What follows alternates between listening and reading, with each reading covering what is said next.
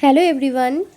প্রায় ২ বছর আগে তোমাদের সাথে আমি শেয়ার করেছিলাম এই যে লম্বা নীল রঙের পাইপের মতন যেটা দেখছো, এটাকে আয়রন গার্ড বলে।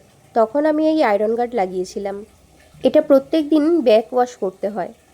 যেহেতু আমি একটা ফ্ল্যাটে থাকি, এই ফ্ল্যাটটি প্রায় ১৮ বছর পুরনো। আয়রন গার্ড ছাড়া অনেকটাই ঘোলা জল আসে, যেটা ব্যবহার করার অযোগ্য। আজ ছিল আমার আয়রন গার্ডের সার্ভিসিং ডে। যে ভাইটি এসেছিল, সত্যি বলতে ভীষণ হেল্পফুল। এত সুন্দরভাবে ক্লিন করে দিয়ে গেল। তোমরা বুঝতেই পারছো যে কতটা ডিপ গাঢ়ভাবে এই জলটা পড়ছে। জল ছাড়া প্রত্যেকটা বাড়িতেই সকলেই অসহায়।